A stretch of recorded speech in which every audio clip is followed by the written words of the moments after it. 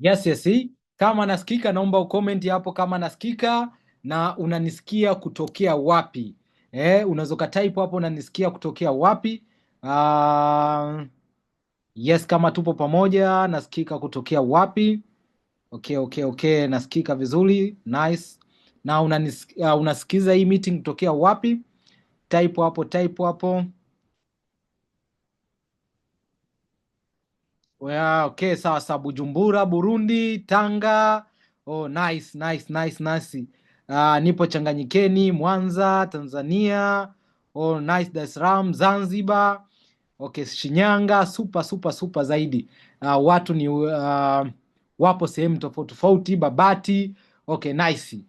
Mi nipende kukupongeza kwa wewe kutenga muda wako wa kuja kujifunza.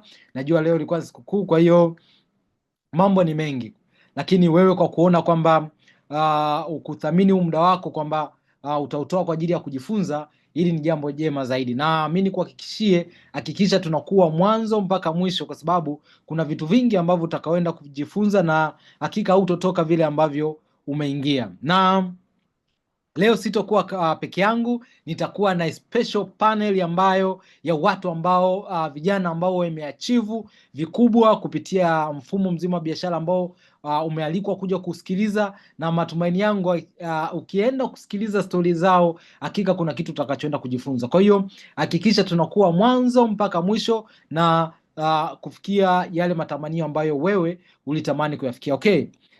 Kwa majina yangu mazuri, mimi naitwa Mr. Emmanuel Kombo.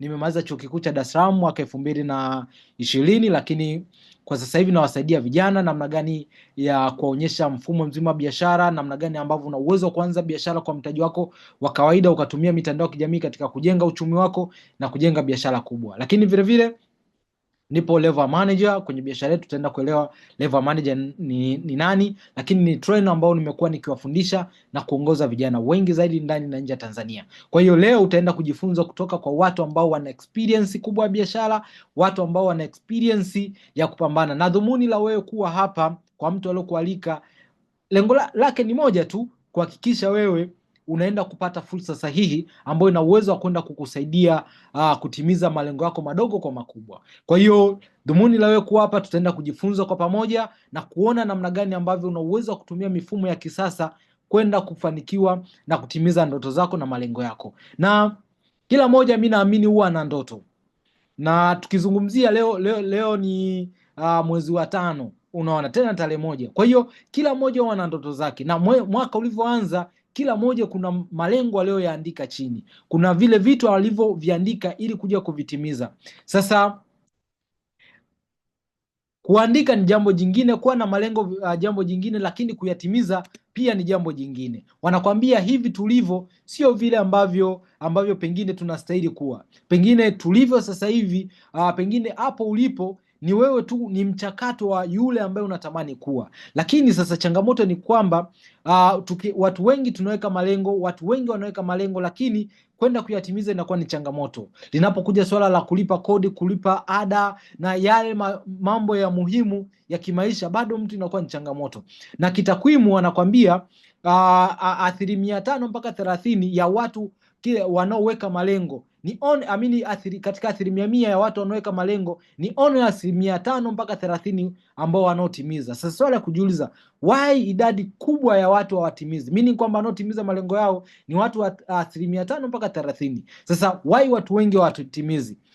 Hii ni kwa sababu ya pengine kukosa vision, lakini kukosa the right vehicle. Namaanisha nini kusema hivyo? Namaanisha nini kusema hivyo? Ninachokimaanisha ni kwamba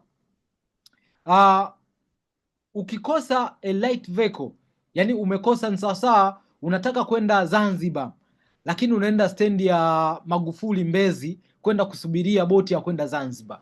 dhumuni lako ni sahihi kwamba unataka kwenda Zanzibar, lakini pengine unachagua njia ambayo sio sahihi. Kwa watu wengi kwenye maisha tumekuwa tuna mitazamo mikubwa, ndoto kubwa, tunatamani kuishi maisha mazuri, lakini pengine vitu tunavyokutana navyo au vitu tunavyofanya pengine sio sahihi kutufikisha katika kule ambako tunakoelekea. Wanakwambia kufanikiwa kwenye maisha unahitaji 100%, 200%. 100% itokane na juhudi zako, well and good, watu wengi tuna juhudi, lakini 100% itokane na career ambao unaoifanyia. Yani kama umeajiriwa, ile professional yako basi ikupe 100%, au kama ni mfanyabiashara au biashara fulani, hiyo biashara ikupe 100%. Sasa kwa bahati mbaya zaidi biashara nyingi hazitupi hiyo percentage. Leo nitaenda kukuonyesha namna ambavyo una uwezo wa kupata kitu ambacho kitakachoenda kukusaidia. Lakini vile vile woga na ile fear, wanakwambia fear inamaanisha mbili, either forget everything and learn, au face everything and lies. Maana yake ni nini?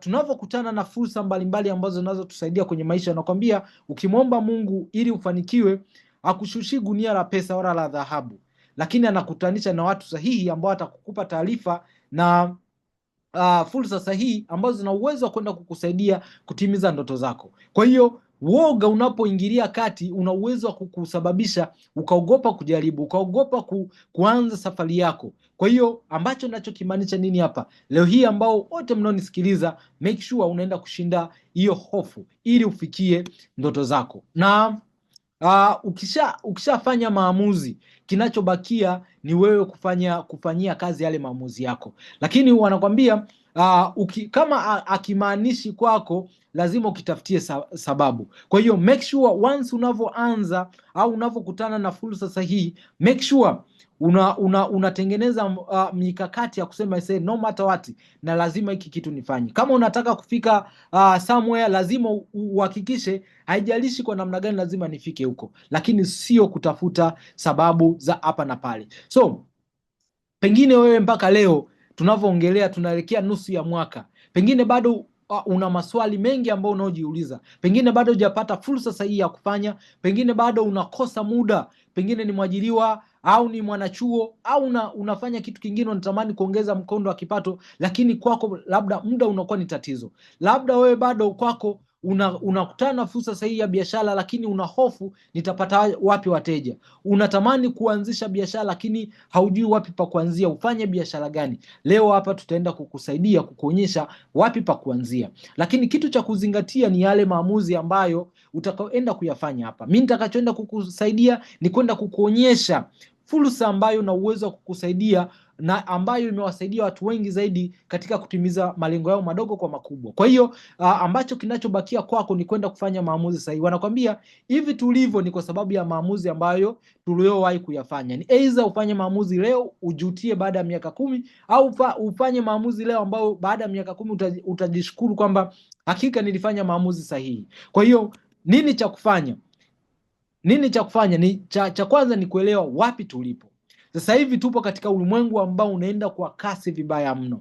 Vile vitu vilivyokuwa vinafanya kazi zamani sio sasa hivi vinafanya ambavyo vinafanya kazi. Zamani kuna baadhi ya biashara ambazo ukianzisha zilikuwa zinatengeneza return nzuri, lakini sasa hivi ukizianzisha ni changamoto. Kwa hiyo swala la kujiuliza, hivi mimi ninaishi katika karne ya 21, je, bado ninawaza katika zile engo za karne ya 19? Kama unaishi katika karne ya 21, hakikisha unaishi katika mabadiliko ya mifumo ya kisasa. Sasa hivi tumeona the way ambavyo teknolojia inakuwa kwa kasi zaidi, ambayo inakuja na faida zake na hasara zake. Tunaangalia namna ambavyo teknolojia inavyokuwa kwa kasi inaathiri changamoto za ajira. Leo hii wanakwambia miongoni mwa vitu ambavyo baadaye vitakuwa ni changamoto ni soko la ajira, kwa sababu leo kuna mifumo ya kiteknolojia ambayo ina replace human power. Yani vile nafasi ambazo mwanadamu angefanya kazi leo maroboti yanafanya. Leo tunaona namna ambavyo mifumo ya automation inavyo take place. Swala la kujiuliza, wewe upo kwenye ajira, wewe upo chuo unasoma, hivi once hicho kitu unachokisomea kikiwa replaced na teknolojia, wewe utaenda wapi? Kwa sababu kiukweli tusifumbie macho. Wanakwambia baada ya kumwogopa Mungu, mwingine wa kuiogopa ni teknolojia. kwa sababu teknolojia inavyokuja inakuja na mabadiliko, lakini vile vile teknolojia inavyokuja una uwezo wa kuitumia wewe katika kujijenga na kujiimarisha katika uchumi. Leo tunaona wanachuo wengi wapo vioni, hawana matumaini, hawana yani dira kwamba wakimaliza chuo wapi wanaenda. Yani ni mtu anasoma tu, akimaliza anajua tu anajiambia kwamba itajulikana huko mtaani. Haitakiwi kuwa hivyo. Leo hii tunaona wahitimu wanavyomaliza, changamoto ya ajira. Kuna watu wanakaa miaka 2, 3, 5 hawajapata kazi, wengine wanaishia kujitolea ambapo maslahi ni madogo. Sasa swala la kujiuliza ni nini ufanye, kwa sababu changamoto iliyopo ni pesa. Tunasoma, tunafanya kazi kwa juhudi kwa sababu ya nini? Kwa sababu ya pesa. Sasa pesa ina mifumo yake, pesa inahitaji uitengenezee mifumo.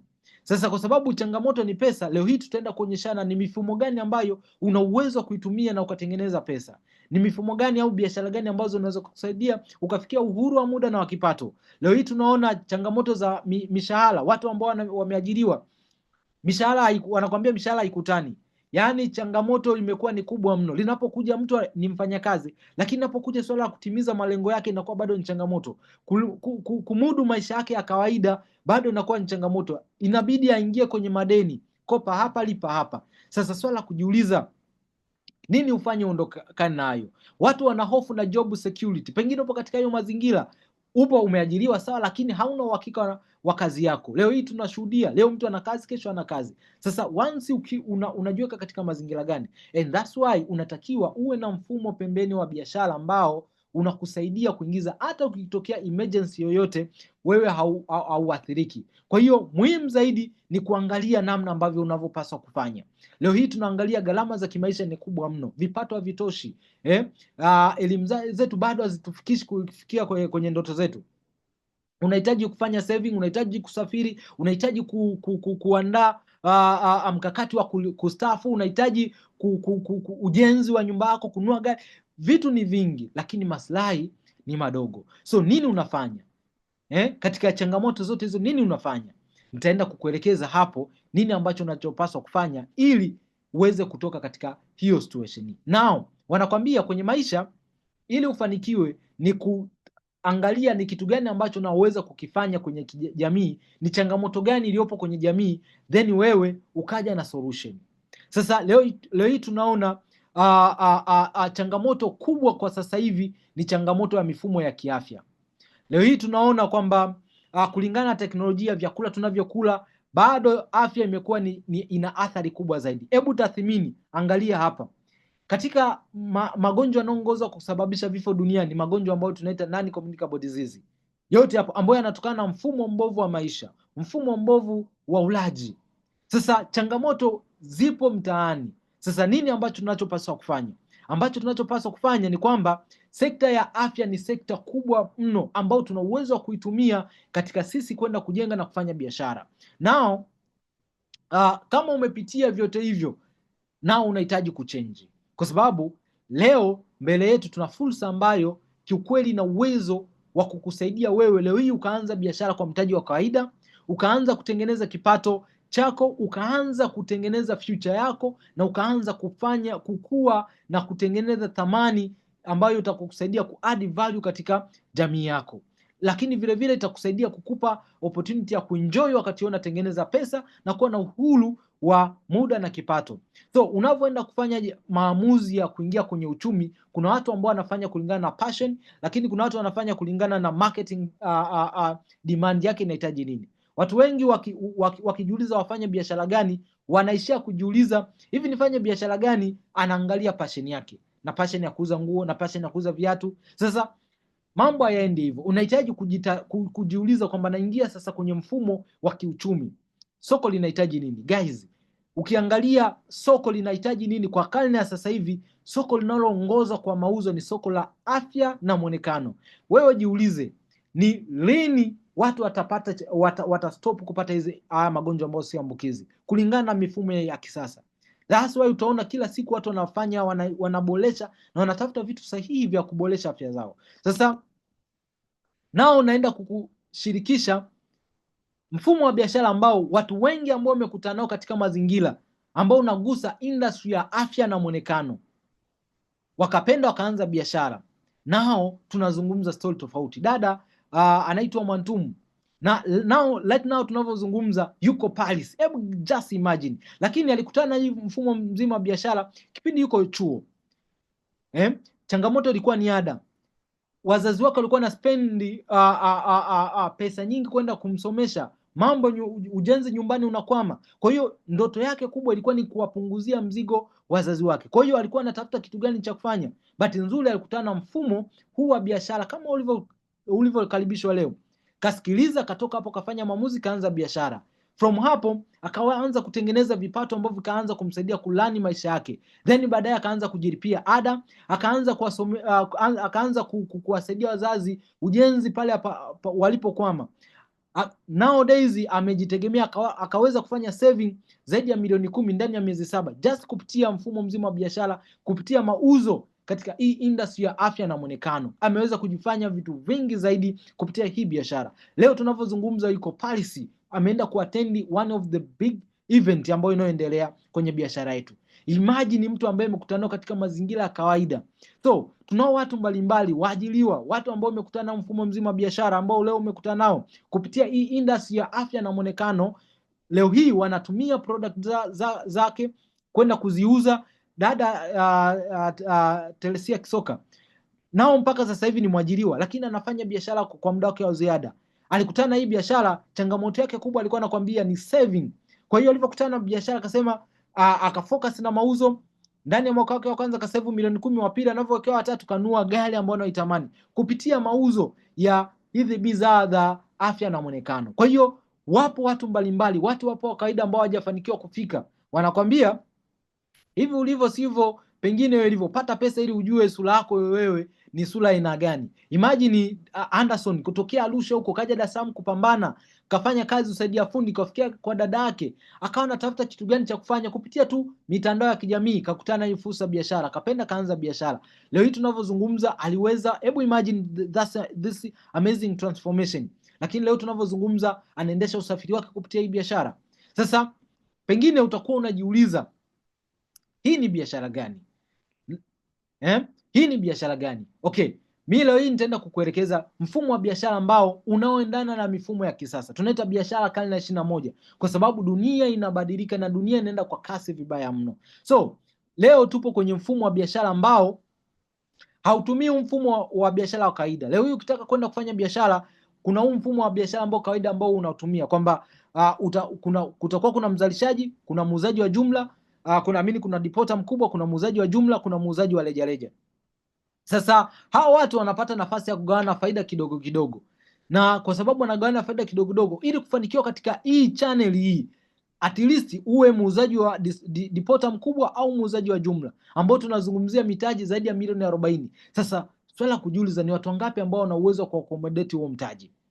Lakini vile vile faida yake ni kidogo, na kufanikiwa katika hapa unahitaji a lot of investment, usimamizi wa hali ya juu, kitu ambacho sio kila mmoja ambao ana uwezo kufanya. Wanakwambia katika tathmini, katika huu mfumo mzima wa biashara 10 zikianzishwa, baada ya miaka 10 ni biashara 1 mpaka 2 ndizo zinazo survive. Karibia biashara 8 zinakufa. Why? Kwa sababu sio rahisi kufanikiwa au sio rahisi kuendesha huu mfumo, kwa sababu unadependi mambo mengi zaidi. Lakini leo hii tupo kwenye mfumo wa biashara ambao unaitwa network marketing. Mfumo wa biashara ambao unaitwa new mode of distribution. Huu mfumo una maana gani? Huu mfumo una maana kwamba unakupa access ya kuchukua bidhaa moja kwa moja kwenye kampuni na kumuuzia mtumiaji wa mwisho. Yaani wale ma middlemen inawakata, then inabakia wewe. Kwa meaning kwamba wewe ukianza biashara unapata access ya kuwa distributor mkubwa, unachukua bidhaa moja kwa moja kwenye kampuni na unamfikishia mtumiaji wa mwisho. Meaning kwamba huu mfumo unakupa nafasi mbili. Unakupa nafasi ya kutengeneza faida na unakupa nafasi ya kutengeneza income ambayo unaolipwa na kampuni. Kwa hiyo vipato viwili unakuwa unatengeneza. Kwa hiyo kwa sisi Wachaga, meaning kwamba kipato kinakuwa ni kizuri zaidi. Lakini kwa kupitia mfumo ni kila mmoja na uwezo wa kufanya, kwa sababu ni mfumo wa recommendation. Mimi kila mmoja hapa nitamuuliza swali. Ni mara ngapi ambapo umekutana na kitu kizuri, maybe chakula. Kuna sehemu umeenda umekula chakula ukakipenda. Then ukatoka hapo, marafiki zako siku moja wakawa wanazungumza, twende tukale wapi, ukawaelekeza kuna sehemu fulani kuna chakula kizuri. Wakaenda. Wakienda pale tayari wale wewe umewatengenezea soko, then kwa sababu umewatengenezea soko, wale watu wametengeneza kipato, lakini kwa bahati mbaya zaidi wewe hakuna any income yote unayoitengeneza. So sasa hivi tupo katika dunia ya informational age, na ndio maana ukiangalia watu huko watu in social media huko ni watu wanaongea balaa, yani ma influencers, sijui ma brand ambassador. Why watu wanatumia hivyo? Kwa sababu leo hii dunia inaamini katika mfumo wa recommendation, mfumo wa taarifa. Kwa hiyo meaning kwamba ukianza biashara utakuwa na access ya kuwafikia wateja moja kwa moja, kwa recommend, kwa shauri, ambapo ni rahisi zaidi kufanya maamuzi na rahisi zaidi kutengeneza faida yako na vipato moja kwa moja kutoka kwenye nini, kwenye kampuni. Na huu mfumo sio mgeni, mfumo ambao ndio biashara ya karne ya 21. Watu mbalimbali mashuhuri ambao wamefanikiwa tayari washaandika vitabu. Kuna huyu hapa anaitwa Robert Kiyosaki, ameandika kitabu kimoja kinaitwa The Business of 21st Century, ambacho anazungumza biashara ya karne ya 21 ni biashara gani? Biashara ya mtandao, na anazungumzia umuhimu wa biashara mtandao, namna ambavyo una uwezo wa kukusaidia wewe na kukufanya kuwa milionea kupitia huu mfumo mzima wa biashara ya mtandao. Na kuna watu mbalimbali ambao washawahi kuulizwa, matajiri, Bill Gates, Donald Trump, wote hao washawahi kuulizwa na wakajibu kwamba wao wakipewa nafasi ya kuanza upya watachagua biashara network marketing business, kampuni ambayo wanayoiamini, watajoin na wataanza kufanya kazi kurudisha utajiri wao. Why? Ni kwa sababu biashara ya mtandao ni biashara inayokuruhusu kwenda kukusaidia kwanza kwa mtaji wa kawaida. Yani una uwezo kwanza kwa mtaji wa kawaida, hauna stress ya kufungua duka sijui frame.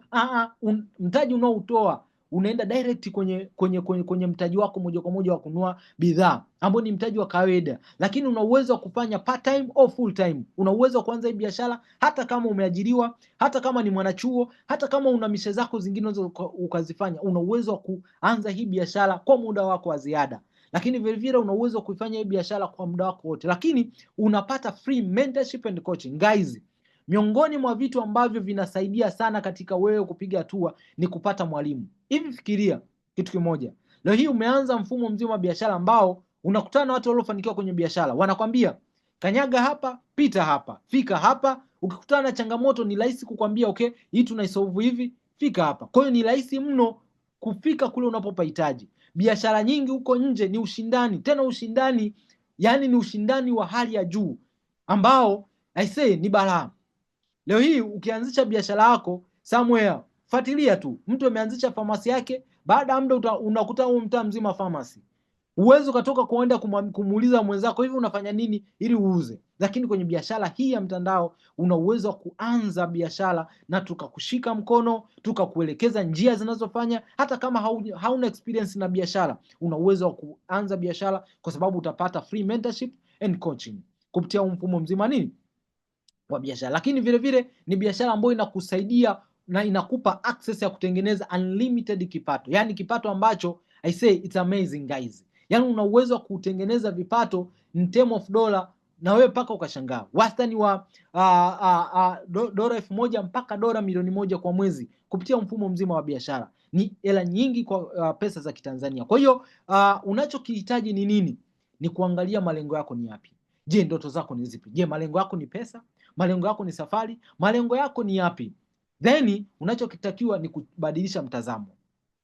Kwa sababu vile vitu vilivyokuwa vinafanya kazi zamani sio sasa hivi vinafanya kazi. Leo tupo kwenye mifumo ya kisasa. Ili ubadilishe maisha yako lazima ubadilishe mtazamo wako. Ukibakia katika mtazamo ule ule kuna pointi utakwama. Lakini once ukibadilisha mtazamo wako maisha yako yanabadilika. So mimi nitaenda kukutambulisha biashara ya mtandao kupitia one of the amazing company inaitwa Forever Living Product. Mimi kwa miaka 6 sasa nafanya biashara kupitia mfumo mzima wa biashara, na mtu aliyokualika anafanya biashara kupitia hii kampuni yetu ya Forever Living Product. Na why kampuni ya Forever Living Product? Naomba hapo kwenye inbox, naomba uweke vimoto vya kutosha kupitia mfumo mzima wa biashara, kwa sababu umekutana na fursa sahihi kupitia kampuni sahihi ambayo una uwezo wa kwenda kukusaidia kutimiza ndoto zako. Na why tunakwambia uanze biashara na kampuni ya Forever? Ni kwa sababu kampuni ya Forever ni kampuni kwanza iko private owned. Ni kampuni ya Kimarekani ambayo imeanzishwa nchini Marekani, Scottsdale, Arizona. Ni kampuni ambayo haiendeshwi na madeni. Kampuni nyingi na taasisi nyingi huwa zinaendeshwa na madeni, na wano ya kitu kinachosababisha kampuni nyingi kife ni madeni, lakini hii biashara inaendeshwa bila madeni, lakini imesambaa zaidi ya nchi 167 duniani. Tukipiga tathmini ya nchi dunia nzima tuna nchi kama 190 hivi, kwa almost karibia nchi zote forever ipo. Hebu imagine leo hii una partnership na kampuni ambayo ukianza biashara unapata license ya kufanya biashara na kutanua biashara yako zaidi ya nchi 167 duniani. Hebu fikiria. Lakini vile vile imeanzishwa toka mwaka 1987 ambayo ina zaidi ya miaka 40 na sasa hivi tunazungumzia miaka 48. Hebu imagine leo hii unakutana na fursa ya biashara kupitia kampuni ya Forever ambayo ina experience sokoni zaidi ya miaka 48. Just imagine. Meaning kwamba kwa miaka yote hiyo kuna watu ambao wanafanya biashara, kuna watu ambao wanatumia product zake, zimewasaidia, watu wametransform, watu wamejenga uchumi zao na wametransform maisha yao. Kwa hiyo mimi na wewe hauji kutesti huu mfumo unafanya kazi, hapana. Wewe unakuja kufanya biashara kwa sababu tayari ishakuwa prove kwa kuwasaidia na kujenga na watu wengi kuitumia katika kujenga biashara, lakini imejikita katika industry ya afya na muonekano, one of the biggest industry ambayo inafanya vizuri zaidi duniani. Na kwa Tanzania zaidi kwa Tanzania tuna miaka zaidi ya 17, maana tupo toka 2007 na tupo hapa Makumbusho Victoria, jengo la Bariki Tanausi ghorofa ya pili, na kwa Tanzania ishawahi kushika nafasi ya 3 kwa ulipaji kodi. Imagine, kwa meaning kwamba ni halali, ipo kiserikali, inatambulika na mamlaka yote ya serikali na Tanzania. Kwa hiyo meaning hauna haja kuhofia kwamba hii biashara labda kuna utapeli sijui hizo vitu achana navyo, kwa sababu umekutana na mfumo wa biashara ambao ni sahihi na upo kihalali, na tuna miaka 17 tukiwa hapa Tanzania na imetanuka nchi zote, Zambia, Burundi, Rwanda, Kenya, East Africa kote, Uganda, kote huko tuna ofisi na tuna opaleti na una uwezo wa kujenga na wewe kufanya biashara. Lakini vile vile imejikita katika utumiaji wa mmea species moja inaitwa Aloe barbadensis miller, mmea wa aloe vera, na ina mashamba makubwa huko Dominican Republic of America. Hebu imagine, angalia hii video. Haya mashamba, angalia uwekezaji. Meaning kwamba biashara na kampuni unakutana nayo sio ka biashara kadogo ambako unako kasikilizia pengine au unako ka imagine.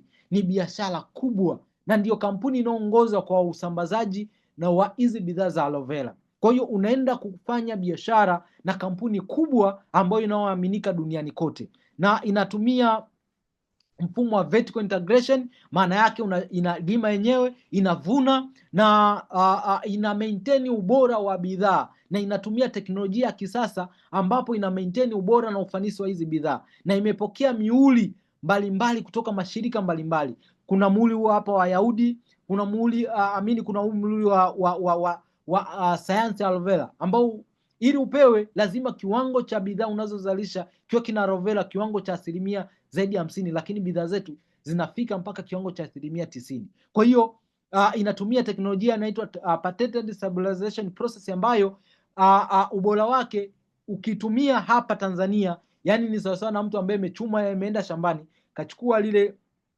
ule uteute wa aloe vera katumia.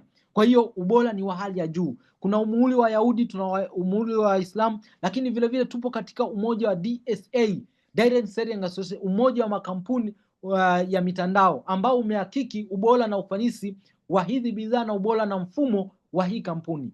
Kwa meaning kwamba hauna haja kofia kuhusiana na biashara uliokutana nayo. Kwa meaning kwamba ni sahihi wewe kwenda kuanza biashara na kwenda kufanyia kazi ndoto zako. Na why pengine Forever iliamua kuchagua mmea wa aloe vera? Kwa sababu kwanza mmea wa aloe vera unafahamika toka tunakuwa wadogo. Kila ofisi unakutana kuna kajani ka aloe vera. Huko mashambani, kijijini, kila mmoja anafahamu umuhimu wa aloe vera. Lakini ilichokifanya, ilichukua species moja muhimu ambayo inaitwa Aloe barbadensis miller, ambayo huwa unasaidia ndani zaidi, ndani na nje ya mwili. Ndani inasaidia kwenda kuhakikisha, nje inasaidia kwenda kuhakikisha afya yako ngozi na iko vizuri, afya yako ya muonekano na iko vizuri, lakini kwa ndani inaboresha afya ya kinga mwili, digestion system, na kukupa energy kuhakikisha afya yako inakuwa sawa. Na of course sasa hivi tupo kwenye dunia ambayo kila mmoja anaelewa umuhimu wa afya kinga ya mwili.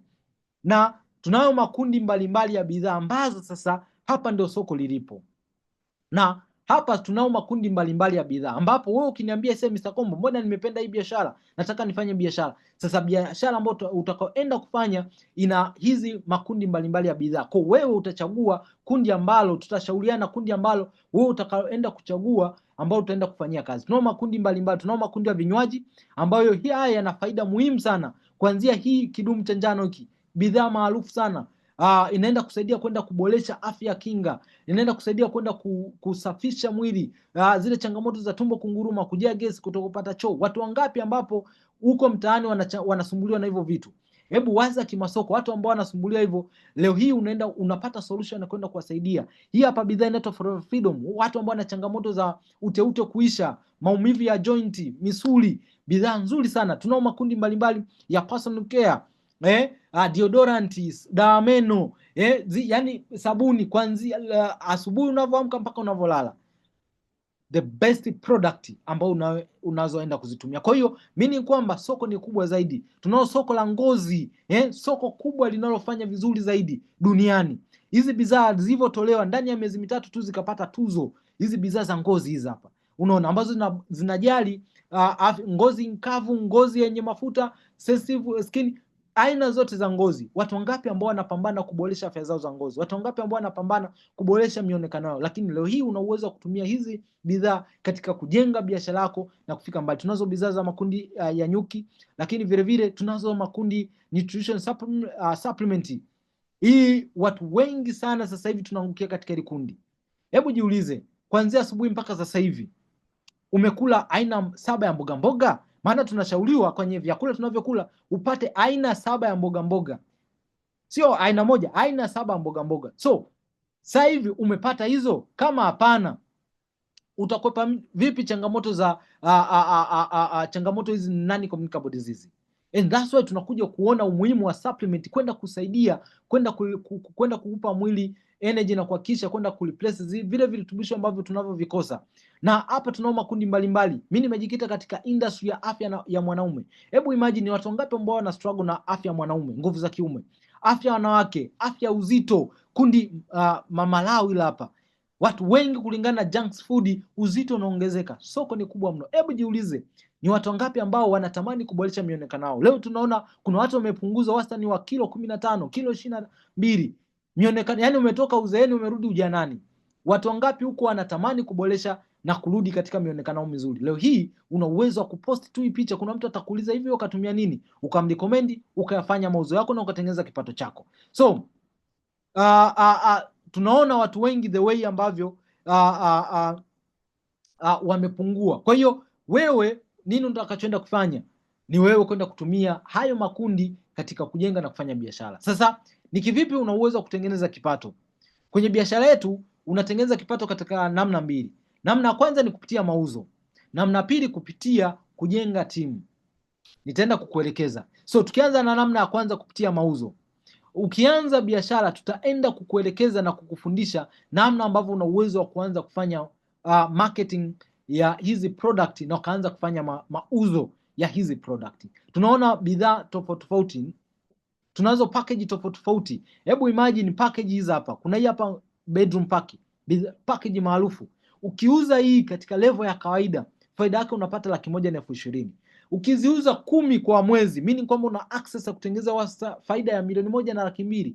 Guys, huko nje biashara nyingi zinakupa litani ndogo sana. Ili utengeneze faida ya 1,000,000, aisee, unahitaji kuwa na mzunguko mkubwa. Lakini kwenye hii biashara, kwa sababu unapata access ya kuchukua bidhaa moja kwa moja, meaning unapata discounting kubwa, faida ni kubwa kupita kiasi. Kwa hiyo meaning kwamba una uwezo wa kutengeneza kipato chako na ukaenda kuendesha maisha yako vizuri. Package ya uzito inakupa faida ya 1,800,000. Ukifocus, tukafocus kukuelekeza na ukaanza kuzimarketing, ukauza 5 tu, una faida ya 500,000. Itafanya nini katika maisha yako? Itafanya nini katika uhitaji wako? Leo hii tunaona wanakwambia katika mwaka 2035 karibia nusu ya population ya dunia itakuwa overweight. So soko la uzito meaning linakuwa kila siku. So wewe kama mfanyabiashara unaowaza kufanikiwa kwenye biashara, meaning kwamba ni sehemu yako ambayo una uwezo wa kuitumia na kwenda kujenga na kufanya biashara kwa kubwa na uzuri zaidi. So utakuwa unajiuliza wateja wako ni kina nani? Wateja wako ni watu wote ambao wanapenda kupunguza uzito, watu wote ambao wanajali ngozi zao, watu wote ambao wanatamani kuwa na lifestyle ambayo inakupa ambao wanatamani kuwa na lifestyle ambayo haina changamoto. Watu wote wenye changamoto za kiafya, kwao wote ni wateja. Kwako wote ni wateja. So njia gani ambazo tutakazozitumia? Tunazo njia mbalimbali ambazo tutakazoenda kukuongoza na kukuelekeza namna gani ya kuzitumia. Tunazo njia za ana kwa ana, tutakaa na watu wako, tutaongea nao, wakipenda watanunua bidhaa, utatengeneza kipato. Lakini vile vile tunazo njia za kulaunch product zako. Makampuni mengi yanavozindua bidhaa huwa yanafanya hii kitu nacho product launch. Kwa hata wewe ukianza biashara, tutazindua biashara yako. Kwa kupitia hapo una uwezo wa kuuza bidhaa na ukatengeneza immediate kipato chako. Lakini tunavyotendea kazi vipeperushi, video mbalimbali zinazoeleza hizi bidhaa na ukatengeneza vipato. Lakini miongoni mwa vitu ambavyo tutakavyoenda kukufundisha ni power of social media. Guys, yani miongoni mwa vitu ambavyo sasa hivi tupo katika dunia ambayo unawaza nitauzaje? Pengine mimi niko sijui namna gani ya kuuza. Fanya partnership na watu ambao wanatumia mitandao ya kijamii na wewe watakuelekeza katika namna ya kutumia mitandao ya kijamii. Kwa uzuri zaidi, leo upo sehemu sahihi. Tunatumia mitandao ya kijamii katika kutafuta wateja, kupata wateja na kufanya mauzo. Leo hii kuna mteja nimeuza mauzo si hela nyingi, mauzo tu ya 100,000. Unaona? Just mtu from social media, simjui anijui, kaniambia sasa kaka nipo hapa Kariakoo, naomba niagizie mtu. Nikamwagiza mtu, akapokea, akanitumia hela yangu. Kwa hiyo social media inakuwa kwa kasi vizuri zaidi. Na kila mmoja good enough, kila mmoja na social media. Swala kujiuliza unaitumia vipi social media? Na kama auamini, hebu imagine hapo unani access ya kuniona, kuna watu mbalimbali, kuna watu hapo nje nchi, kuna watu wako Burundi, kuna watu hapo Tanga, kuna watu hapo mikoa tofauti, lakini leo hii tuko hapa pamoja tunafanya hii mkutano na tupo zaidi ya watu 100. Meaning kwamba tungekuwa tumekodi room ya watu 100, hebu imagine tungekuwa ngapi hapo? Kwa meaning kwamba social media inakuja na advantage nyingi zaidi. So Bill ashawahi kuulizwa kwamba ashawahi kusema kwamba kama biashara unaoifanya haiko on internet, baada ya muda utakuwa out of your business. Na angalia hili soko, Tanzania tupo zaidi ya milioni 31.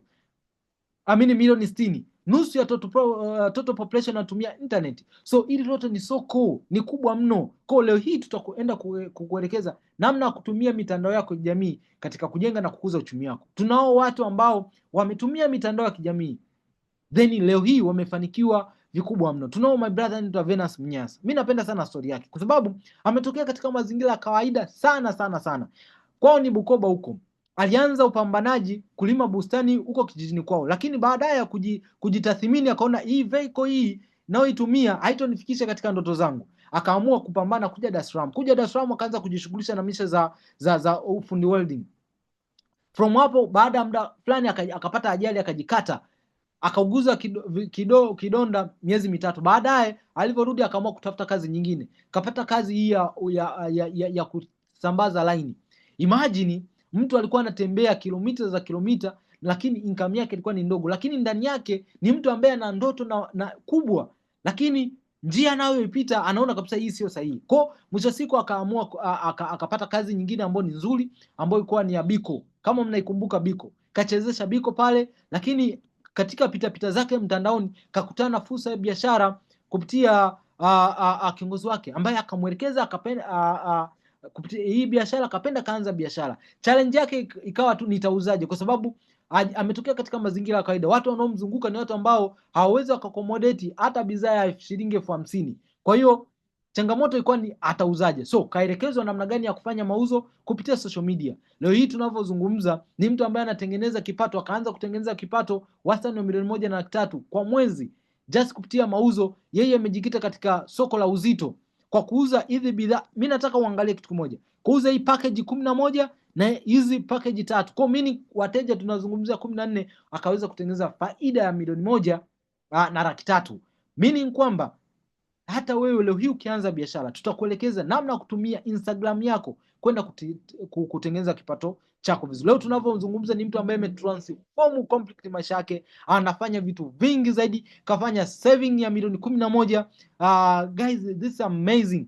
Ni watu wangapi ambao wana saving hapa milioni 11 benki imetulia. Saving ambayo yani haina kazi yote, ipo huko, ni watu wachache. So just imagine mtu wa kawaida kabisa kupitia hii biashara kaweza kufanya just kupitia hivyo, na ameweza kuwasaidia wazazi wake kwenda kukamilisha ujenzi. Alipata changamoto ya msiba nyumbani, alivyorudi wakaweka mkakati na kaka yake pasu kwa pasu kutoa hela kujenga nyumba kupitia hii biashara, kupitia vipato wanavyovitengeneza enda kusaidia kujenga nyumba, kaenda kusaidia mama yake kujenga nyumba. Kwa hiyo meaning kwamba kila mmoja ana uwezo wa kufanikiwa na kupiga hatua. Kama kuna watu ambao kuna point wamepiga, kila mmoja anaweza. My brother anaitwa Godson aliweza kufanya mauzo ya hii bedroom park ndani ya siku 15 kupitia Instagram, kufanya mauzo ambayo akampatia faida milioni 3.3 just siku 15 akiwa yupo kwenye mitihani. Guys, I say is not a joke. Faida milioni 3 just kupitia simu. Jiulize wewe, simu yako inakusaidia ipi? Leo tutaenda kukuonyesha namna ambavyo unaweza kutumia simu yako na kwenda kutimiza ndoto zako. Sasa wapo watu mbalimbali. Ted nishashare story yake, ameweza kupitia tu mauzo kutengeneza kipato kizuri, ambao kanua gari just kupitia mauzo ya hizi product. Sasa hiyo ni pati namba 1 ambayo inakupa 20% ya wewe mafanikio yako, ambayo ni mauzo. Sasa ukihitaji kufanikiwa zaidi kupitia hii biashara, unahitaji kujenga timu, ambacho ni kipato cha pili ambacho utakachoenda kufanyaje kukitengeneza. So unafanyaje? Wewe umependa, umeanza biashara, umeanza kutengeneza vipato vyako, kampuni inakwambia I say Mister, tunakupatia nafasi na wewe una uwezo wa kuwasaidia watu wengine ambao wanaopenda kufanya hii biashara, mimi watu ambao wanaotamani kuongeza kipato kupitia muda wa ziada, watu ambao wana malengo wanatamani kufanya biashara, then wakianza biashara kampuni na kulipa 361,000. Sasa hivi ni 361,000, sio hii 345,000. Kama asante kwa kumleta distributor mpya. Baada hapo itaendelea kukulipa kwa kile kitu anachokifanya.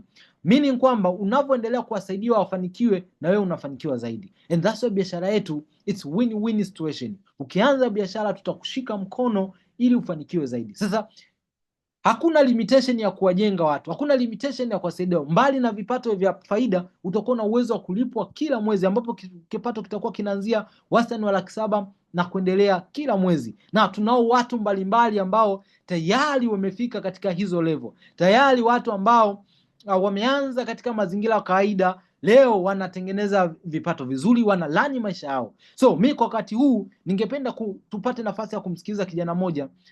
Huyu ni mtu ambaye yupo in my team. Ameanza biashara kipindi namuona yupo chuo, na ameanza katika mazingira ya kawaida kabisa, anasoma na kipindi hicho kama sijakosea kwa anasoma diploma. Kapambana, kaanza biashara yake, leo anaendesha maisha yake kupitia hii biashara. So mimi ningependa kumpa nafasi aje azungumze na sisi njia gani anazozitumia kufanya biashara, lakini vile vile kitu gani kinachompushi kuendelea kupambana kupitia hii biashara, lakini vile vile aongee, apate nafasi ya kushare na connect na wewe, kwa sababu ni mtu ambaye ameanza biashara katika mazingira ya kawaida sana. Hapa naomba nimtafute Frankie. Unatumia jina gani Frankie? Okay. Una uwezo wa kujiunmute. Karibu ushare story yako, then tupate nafasi ya kusikia na kujifunza kutoka kwako. Karibu sana Frankie. Okay, kiongozi. Shukran sana kwa amazing presentation. Sijui nasikika vizuri? Yes, unasikika hapo. Yes. Okay, sawa. Kwa majina ndo ni graduate ambaye nimeweza kumaliza ustawi wa jamii diploma 2023 mwezi wa 7, na mimi binafsi hii fursa ya biashara ambayo nyie mmeweza kupata nafasi ya kuweza kusikiliza kwa siku ya leo, mimi nilisikia February 2023, na kipindi hicho nilikuwa mwaka wangu watoto chuoni, na I remember I was struggling financially. Nilikuwa na changamoto ya kipato kama vijana wengi tu ambao tuko machuoni tuna changamoto ya kipato. Lakini sio hivyo tu, nilikuwa niko mwaka wangu watatu wa chuoni, naenda kugraduate, sijui nafanya nini, na nyumbani walikuwa washaniambia, Frank, ukienda kumaliza chuo inabidi uweze kutafuta jinsi gani ya kujipambania, aidha uchukue mkopo ujiendeleze au uchukue utafute kazi. Sasa mimi kwa akili yangu nilikuwa najua kabisa hauwezi ukamaliza tu leo kesho ukaingia kwenye ajira, kuna process ndefu sana, and of course sasa hivi hamna ajira jamani, umeona unemployment imekuwa ni situation kubwa. Kwa hiyo kwenye kujaribu hichi kuanza kutafuta, nilikuwa naenda Kariakoo nachukua nguo naweka kwenye duka la rafiki yangu, baadaye nikaanza kujishughulisha na mambo ya ufugaji, lakini nilipokutana na hii fursa ya biashara, mimi namshukuru Mungu sana kwa sababu niliona hii ndio right vehicle ya kuweza kufanikisha malengo yangu ambayo niko nayo.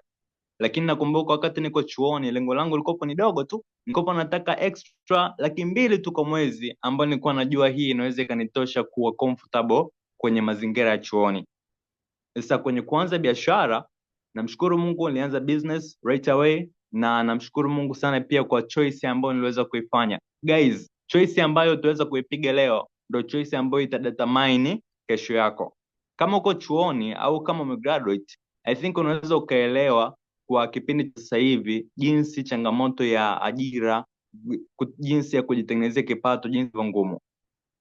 Kwa mimi kwa choice ambayo nilifanya ilinifanya mpaka nimegraduate tayari niko comfortable, najua nini nafanya. Lakini nilianza mdogo mdogo kutengeneza 1,500,000, 2,500,000, 300,000. Ilikuwa inanisaidia sana kipindi cha chuoni. Nilipograduate ikabidi, nakumbuka ni graduate ilikuwa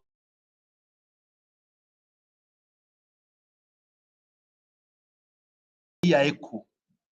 Mimi ni hizo bidhaa Komboa aliyowaonyesha za aloe vera ndo zilinifanya nifanye nini, niuze, halafu nikanunua godoro ya kulalia, yani bienzi. Yani kutokana na maisha yenyewe nilikuwa naishi na kutokana na vyenyewe nilikuwa natamani kufika kwenye maeneo ya mbele, ndio wakanialika kwa hiyo mkutano, nikaja nikasikiliza. Nilivyokuja kusikiliza, kitu kilichonigusa sana ni kuhusiana na mtaji. Maana hii biashara ya Forever ukitaka kuianza inabidiwa utafute nini? Unatafuta mtaji. Na Burundi mwaka wa 2017, mwaka nilioanza hii biashara, tulikuwa tunaanza na mtaji kidogo, ilikuwa ni 250,000, na mtaji mkubwa ilikuwa 1,100,000 na 100,000. Na mimi mwenyewe university ilikuwa sio vitu rahisi kupata 250,000. Walivyozungumza kwenye mkutano kama huu, kama biashara hii inaomba mtaji wa 250,000 na mtaji mkubwa 1,100,000 na 100,000, nikaona kama hao jamani matapeli wako wanaangalia mikakati au mbinu za kunitapeli hela. Mimi mwenyewe nilikuwa university na nilikuwa napata kama hela, tulikuwa tunapata ni kama kamshahara kidogo ka 28,000, na hizo 28,000 ndo zilikuwa zinaisaidia kulipa kodi ya nyumba. Maana yake tulikuwa tunaishi kwenye chumba tulikuwa tunalipa 30,000 kwa kila mwezi, yani tukikusanya sisi tukiwa wasita, kila mmoja alikuwa anatoa 5,500 kwa kila mwezi, na zingine tukaemea unga nini, tukatengeneza chakula tukakula. Na hicho kipindi sasa walivyoniambia kama hii biashara kwa kuifanya inabidiwa uwe na mtaji chini 250,000, mimi mwenyewe kuzaliwa kwangu nilikuwa sijawahi hata kugusa 100,000 mikononi mwangu. Nikasema hawa jamaa sasa mimi hela hizo 250,000 nitazitoa wapi? Huo 1,000,000 mbona kuzaliwa kwangu sijagusa hata 100,000? Nikaona hao majamani matapeli, nikaona nikimbie nitoke. Ila nilivyofika kwenye kata penye nilikuwa naishi, nikaanza sasa kufikiria. Mimi nimesoma hii taasisi ya ushuru kwenye biashara University ya Burundi. Nikasema sasa hata kama pale kwa wale jamaa wamenifundisha ile biashara, niliwafananisha na matapeli. Mimi watanitapeli nini? Nina kitu gani cha kusema eti watanitapeli? Hapo moja ndo mwenyewe nilirudia kuwatafuta, nikwambia bana, mimi biashara yenyewe mmetufundisha, mimi kabisa nimependa, ila changamoto ninayo ni tatizo la mtaji. Mimi sina mtaji. Wakasema mtaji kwa kuhusiana na hii biashara, changamoto sio mtaji. Cha kwanza ni kuwa vizuri kwenye kichwa, kama uwe na malengo, uwe na ndoto, uwe na penye unataka kutoka na penye unataka kwenda. Wakanipatia mkakati mmoja wa kukopa. Mimi mtaji wangu wa kuanza wa 250,000 nilifanya orodha ya majina 30. Kuna wenyewe wamenikopa 10,000, 20,000, 30,000, 50,000, nikakusanya hizo pesa zote, nikapata mtaji wa kuanza biashara yangu. Hapo sasa tarehe 8 za mwezi wa 5 mwaka 2017 mimi nikaanza biashara yangu. Nilipoanza sasa biashara yangu, nikaanza kuitengeneza kutumia masaa mawili. Maana yake nilikuwa natoka university kuanzia saa 6 hadi saa 8, nilikuwa tunaongea na mtu mmoja, namfundisha biashara, namfundisha product hii aloe vera kama mnayoiona hapa, na nikaanza kuuza. Hata mimi sasa hivi kwa kila mwezi na focus na hii aloe vera gel. Kwa mwezi naweza nikauza hizi bidhaa hizi aloe vera, yani chupa 40. Nilivyoona sasa nikifocus kwa hii product ya aloe vera, nikiitumia napata story yangu, nikipata story yangu na share kwa watu wangu tofauti, moja kwa moja napata maoda, watu wanaanza kununua. Nikaona kwamba hii biashara nikiitengeneza nikitumia masaa mawili naweza kumaliza university bila kwenda kutafuta kazi, na unajua hii miaka mambo ya ajira hakuna. Na ni biashara niliyopenda kwa sababu ni biashara inabidiwa washirikishe majamaa. Hawa majamaa mnaowaona hapa, kuna mwenyewe anaitwa Joseph, mwenyewe anaitwa Vesti, na kuna mwingine anaitwa Etienne. Hawa wote tulisoma nayo. Kuna wenyewe tulisoma secondary na kuna wenyewe tulisoma wapi? Tulisoma university. Nikawashirikisha sana na wenyewe biashara nilikuwa nimeanza. Nao wenyewe wakakaa, wakasema hata sisi pardon, tunakuona namna maisha yako ni magumu. Sasa wewe ni biashara gani unakuja kutushare ili sisi tufanye? Mimi nikamwambia, mimi hadi sasa hivi ninavyowashare hii biashara, mimi sijapata hata kitu kimoja, ila kutokana mimi nimeona story za watu wengine, mimi nikaamua kufanya hii biashara. Mimi bado sijapata hata kitu, ila na wewe mwenyewe mkishiriki tunaweza tukapambania pamoja. Unaona wale wa jamaa tukatengeneza mwaka 2018, sisi wote tutakuwa supervisor. Maana yake inabidua hii biashara kupitia na timu. Ukijenga kikundi cha watu, mnaweza kufanya biashara nyinyi wote mkaweza kuendelea. Na nilivyofanya biashara yangu mwaka wa 2020, maana yake mimi cha kwanza nilikuwa na malengo ya kufanya ndoa. Nikasema mimi nikipata hela, kitu cha kwanza maishani mwangu inabidi nifanye ndoa. Na ndoa yangu iliyoshangaza watu, mimi nilimaliza university mwaka 2019 na mwaka 2020 ndio nikafanya ndoa. Kutokana nilikuwa nimetengeneza biashara yangu nikingali kwenye masomo.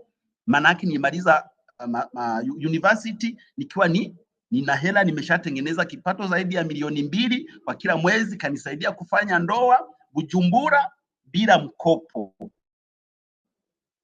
Na mwaka wangu 2022 nikapambana biashara yangu, nikakuwa kwa ile level ya manager. Kombo aliwaambia hapa sasa, ndo huyu mnaomuona hapa, huu mwenye suruali ya nyeupe, huwa anaitwa Leonidas, ni muona, huu ndo sponsor wangu kabisa ninayomwaminia.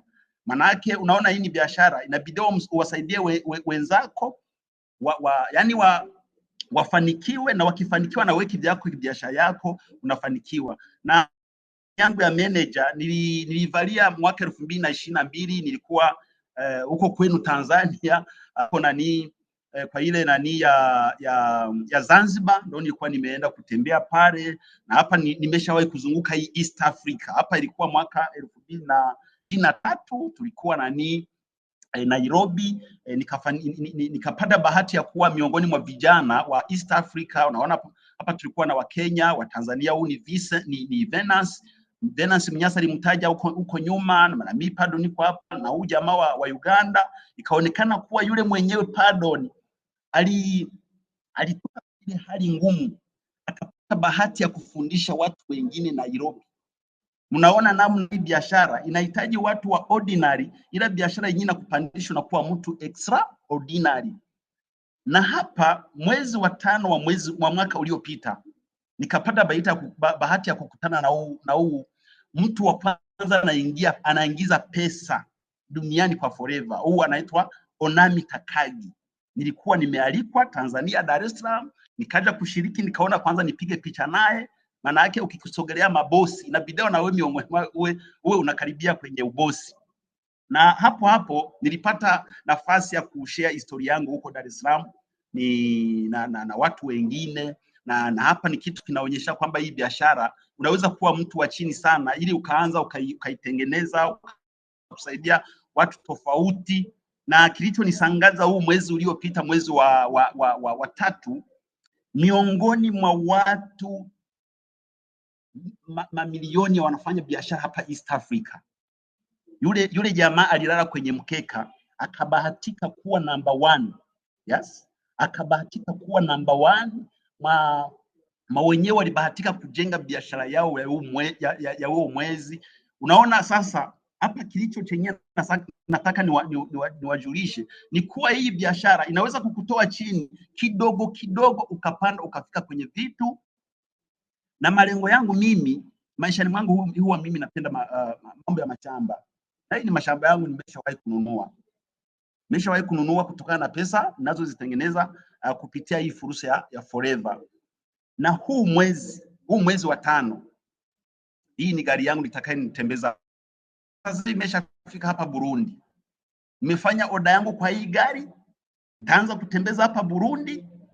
Yule mwenyewe alitoka kwa ile hali ngumu, anaanza kutengeneza biashara na biashara yake inaanza kukua kufika kwenye kiasi hiki.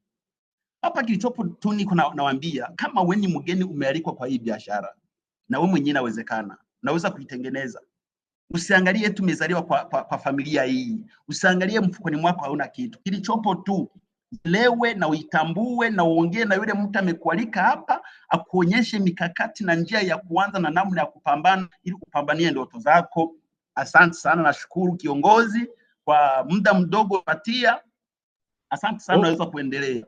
Wow guys, yani hii ni wanakuambia exclusive. Yani hebu twendeni tuweke vimoto kumpa ongera zake. Hebu imagine guys, this business, yani haijalishi umekutana nao katika mazingira gani, yule mtu ambaye alikuwa yani yuko desperate, leo hii tunaona mashine ambayo anaotaka kuinunua. Kwa hiyo guys, yani hii nakwambia it's time ya wewe kuanza biashara, it's time ya wewe kuhakikisha unapambana. Na kama nilivyozungumza pale, level zipo tofauti. Ukianza kupambana, ukianza kujenga vitu vinaanza kuhappen na kipato kinakuwa ni kizuri zaidi. Kwa hiyo tafasiri yake kwamba hakikisha unapambana, tunajenga biashara na unakuwa unafika level tofauti. The moment unavyopambana, unavyokuwa level, unavyopanda level, ndio uchumi unakuwa mkubwa zaidi na mambo yanakuwa ni mazuri zaidi. Hapa ni level ya manager ambayo tumemsikiliza Pardon from Burundi. Unaona, na ni mtu ambaye yuko katika position ya kutengeneza wastani $3 kuendelea kila mwezi, just a bonus. Kwa hiyo hii inamaanisha nini? Ina maana kwamba ya kila mmoja ambaye ana uwezo na ana matamanio kuanza hii biashara, haijalishi wapi ulipo, haijalishi malengo yako, una uwezo wa kupiga hatua kupitia hii biashara. Lakini vile vile imagine ukianza biashara katika mazingira ya kawaida, una uwezo wa kuanza kuwasaidia watu wengine kufika level ambazo na wao wanatengeneza vipato, na wewe lazima ufanikiwe. Tunazo level kuanzia senior na kwenda juu, vipato ni vikubwa na vingi zaidi. Na hapo ukifika level manager, transformation inakuwa ni kubwa zaidi. Imagine tumetoka kusikia story ya Pardon, kutokea hapo unapomuona kufika hapo unapomuona, na hapo ameshare gari lake ambalo mwezi huu linaingia. Imagine mtu huyo. Kwa hiyo meaning kwamba haijalishi sasa hivi ndoto zako ni zipi, malengo yako ni yapi, it's time ya kuanza kukaa chini na kuiandika chini. Guys, hii biashara itakusaidia kukufikisha kule unapopahitaji zaidi. Na kiukweli ukishafika level manager, vitu vingi vinafunguka. Yani wewe ukifika ukianza hii biashara, mwambie mtu aliyokualika kwamba nataka nifike level manager. Ukifika level manager, kuna incentive tofauti zinaanza kufunguka. Kuna Forever to Drive level 1 mpaka level 3 ambao unakuwa na uwezo wa kulipa on top of vipato unavyovitengeneza. Wastani wa milioni wastani wa dola $400 mpaka $800 kwa mwezi. Hebu imagine kupitia hii biashara. Lakini vile vile kuna watu ambao wametimiza ndoto zao kwa kununua magari. Kuna watu fanya vitu vikubwa zaidi kupitia vipato ambavyo mnavyovitengeneza. Unaona hizi gari zote za juu ni brand new 0 kilometer. Tunao watu mbalimbali kutokea sehemu tofauti ambao wamefanikiwa kununua hii biashara, kununua magari kupitia hii vipato wanavyovitengeneza kupitia hii biashara. My brother anaitwa John Madeje, ameanza biashara, yuko chuo katika mazingira ya kawaida, ka struggle, kapambana, kaja Dar es Salaam kapambana, leo hii amepata mke ndani ya Forever, kaoa, ana mashine yake na ana mambo mengi, anafanya uwekezaji kwenye upande mzima wa ardhi. Na tumesikia story ya Pardon hapo, suni gari lake linaingia. Wilbard kanua X1, kijana ambaye ameanza biashara, ambao mwanzoni alifanya maamuzi ya kuanza hii biashara kwa kuuza laptop kwa sababu mtaji alikuwa hana, kaenda kukopa wa marafiki zake wa kumkopesha, kaamua kufanya maamuzi ya kuuza laptop. My brother Amedeus kutokea mazingira ya kawaida, lakini kupitia hii biashara kaanza biashara, leo hii anasukuma gari yake na maisha yamebadilika. Dada ambaye yupo level ya kawaida kabisa, lakini kaweza kufanikisha kupitia mauzo anayoyafanya kununua usafiri wake. Kwa hiyo haijalishi wewe malengo yako ni yapi, haijalishi wewe ndoto zako ni zipi, kipato utakachoenda kukitengeneza kina uwezo kwenda kukusaidia kwenda kufikia na kutimiza ndoto na yale mahitaji ambayo unayoyatimiza zaidi. Viongozi wangu hawa ni my mentors kwenye biashara.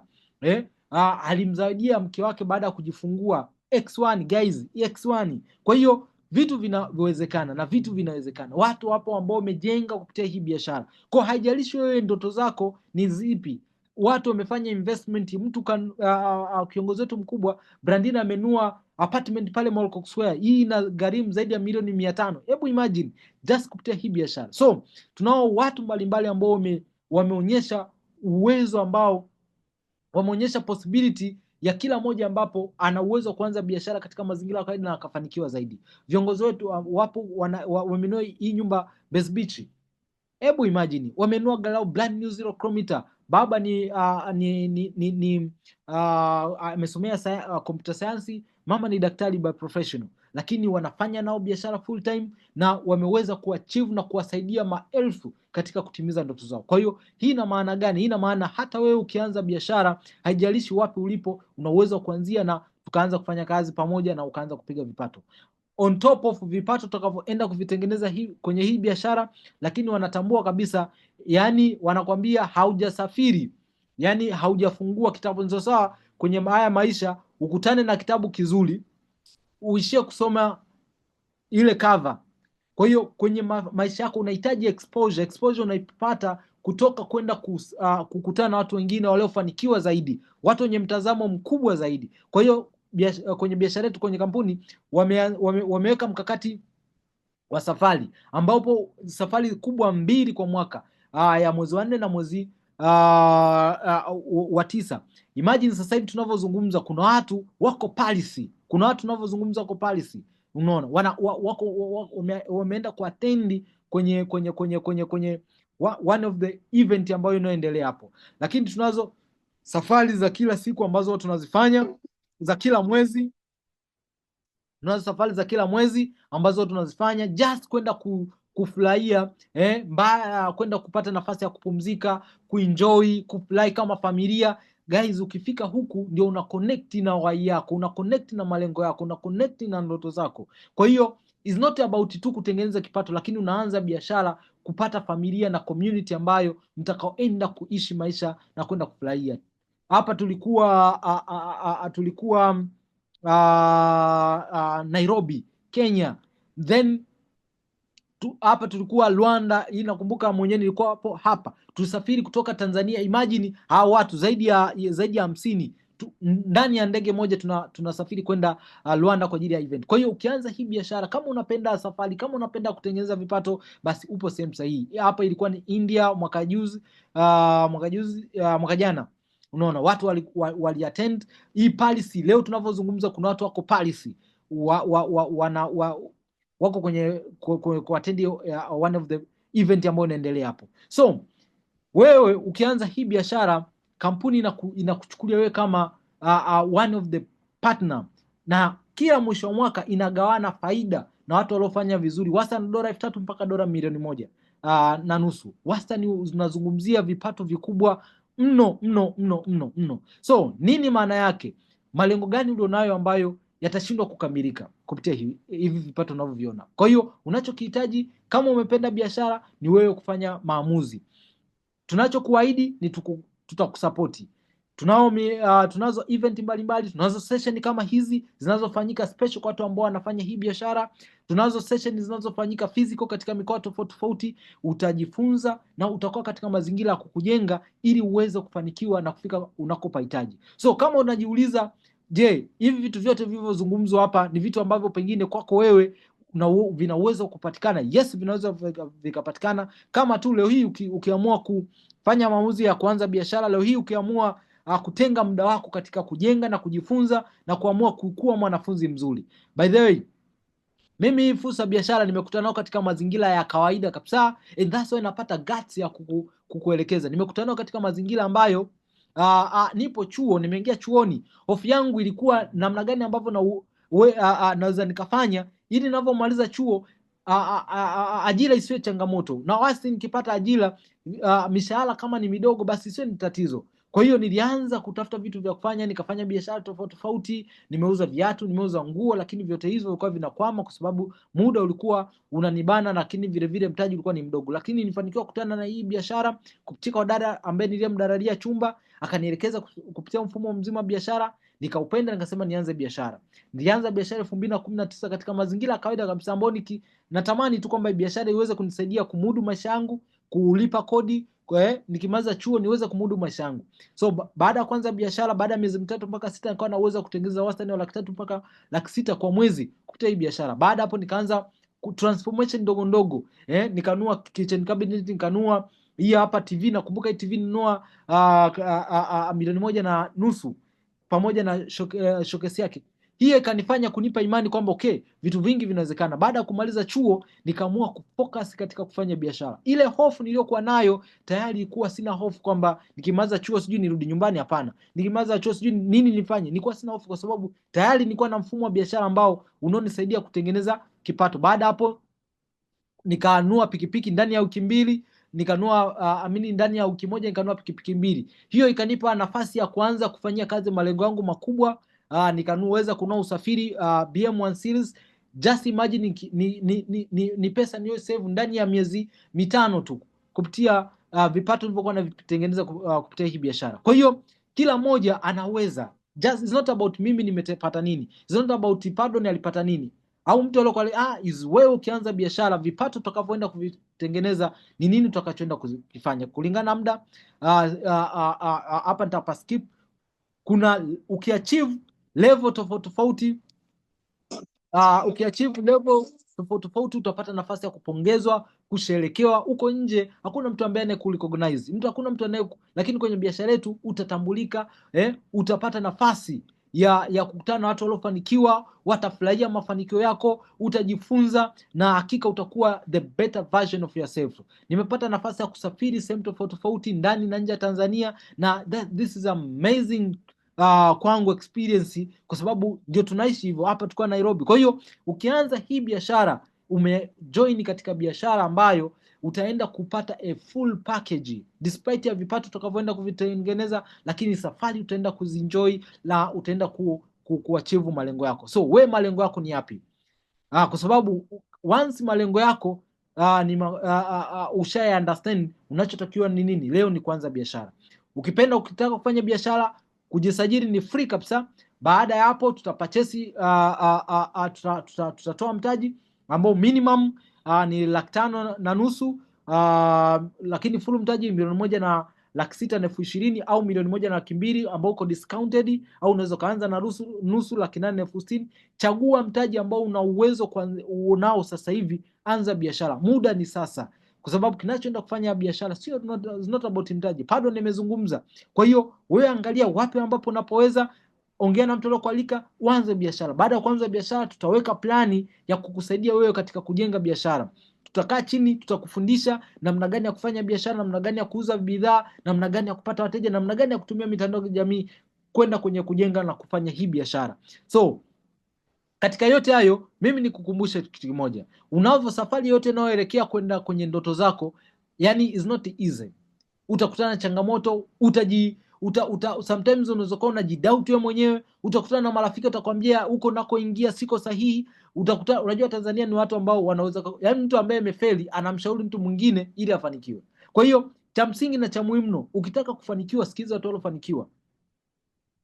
Hello, sijui tunaelewana jamani hapo. Kwa hiyo shinda vikwazo vyote hivyo, hakikisha unashikilia ndoto zako, unashikilia maoni yako na unafika kule unapopahitaji. Cha msingi wanakuambia kwenye maisha kuachieve kila kitu lazima uwe na burning desire.